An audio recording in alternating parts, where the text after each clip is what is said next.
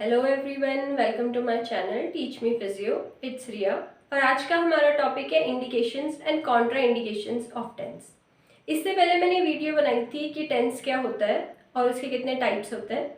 अगर आपने वो वीडियो नहीं देखी तो मैं लिंक डिस्क्रिप्शन बॉक्स में डाल दूंगी, आप वहाँ से वो वीडियो देख लीजिएगा। तो अब हम बात करते हैं indications and contraindications of TENS की। इंडिकेशंस एंड कॉन्ट्रा इंडिकेशंस होते क्या है। इंडिकेशंस का मतलब वो कंडीशंस जिनमें हम टेंस का यूज़ कर सकते हैं, मतलब टेंस का यूज जिस कंडीशन को इम्प्रूव करेगा रेदर देन वर्सनिंग इट या कोई साइड इफेक्ट प्रोड्यूस करने के, वो सारी कंडीशंस हमारी इंडिकेशंस के अंदर आती हैं। कॉन्ट्रा इंडिकेशंस वो कंडीशंस होती हैं जिनमें हम टेंस को अवॉइड करते हैं।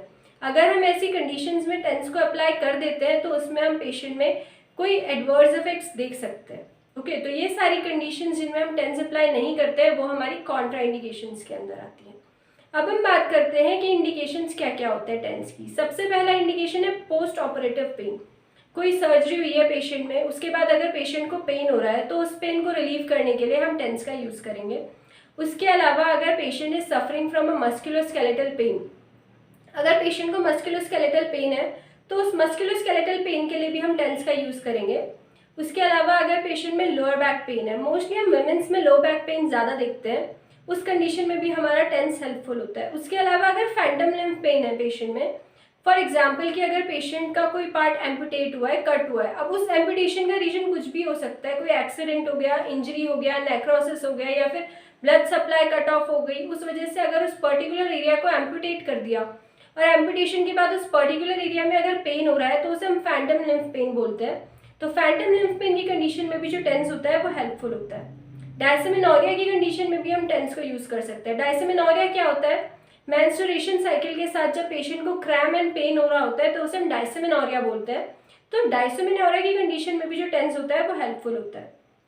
उसके अलावा अगर हमारा जो पेशेंट है उसमें कोई भी न्यूरोलॉजिकल पेन है, मतलब नर्व अगर इम्पिंज हो गई या कंप्रेस हो गई, इरिटेट हो गई, उसकी वजह से अगर पेशेंट में पेन हो रहा है तो उस कंडीशन के लिए भी हम टेंस का यूज कर सकते हैं। फ्रोजन शोल्डर की कंडीशन में भी हम टेंस यूज करते हैं। स्ट्रेन की कंडीशन में भी हम टेंस का यूज करते हैं। पेशेंट क्या करते हैं, इस कंडीशन में भी जो टेंस होता है वो हेल्पफुल होता है।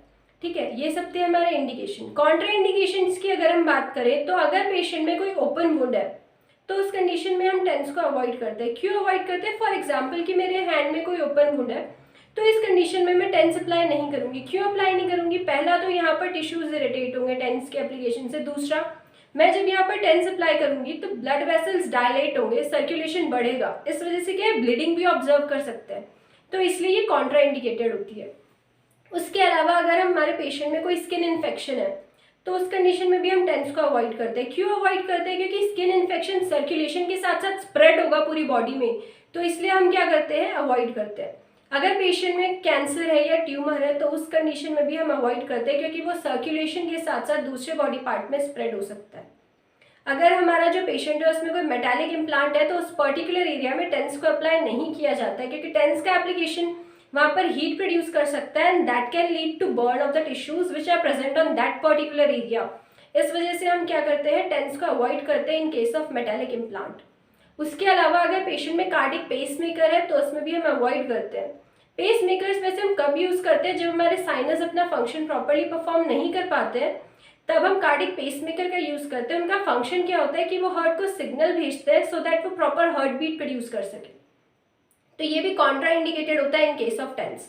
उसके अलावा अगर हमारे जो पेशेंट है वो अगर प्रेग्नेंट है तो उस कंडीशन में भी हम अवॉइड करते हैं ड्यूरिंग फ्यू मंथ्स। स्टार्टिंग के फ्यू मंथ्स में हम अवॉइड करते हैं। क्यों, क्योंकि उस टाइम पे क्या होता है, अगर हम टेंस अप्लाई करेंगे तो वो बेबी की ग्रोथ को अफेक्ट कर सकता है, हिंडर कर सकता है, तो इसलिए हम अवॉइड करते हैं। उसके अलावा अगर हमारा जो पेशेंट है वो अनकोऑपरेटिव है तो अनकोऑपरेटिव पेशेंट्स में भी हम टेंस अप्लाई नहीं करते हैं। क्यों, क्योंकि एक तो वो कॉपरेट नहीं कर पा रहा है तो हम प्रॉपर ट्रीटमेंट प्रोवाइड नहीं करवा पाएंगे पेशेंट को। ठीक है, अगर हमारा जो पेशेंट है वो बहुत ही छोटी एज का है या फिर बहुत ओल्ड एज का है, उस कंडीशन में भी हम अप्लाई नहीं कर पाएंगे, क्योंकि वो समझ ही नहीं पाएंगे कि कितनी उनके लिए फ्रिक्वेंसी सफिशिएंट है, उन्हें पता ही नहीं चलेगा and that can lead to burn in that case, so that हम उस केस में भी अवॉइड करते हैं।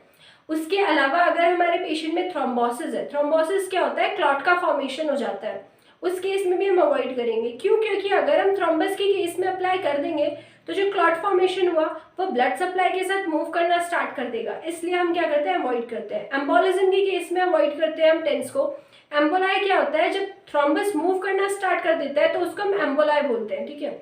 अब उस कंडीशन में हम अप्लाई करेंगे तो वो क्या करेगा, सर्कुलेशन के साथ मूव करना स्टार्ट कर देगा और किसी भी वेसल को ब्लॉक कर सकता है जाकर। तो उस केस में भी हम क्या करते हैं, टेंस को अवॉइड करते हैं। तो ये थे हमारे कुछ indications and contraindications of TENS. अगर आपको मेरी वीडियो पसंद आए तो वीडियो को लाइक कर दीजिएगा, चैनल को सब्सक्राइब कर दीजिएगा और बेल आइकन को प्रेस करना ना भूलें, सो दैट आपको नोटिफिकेशन आ जाए। Thank you.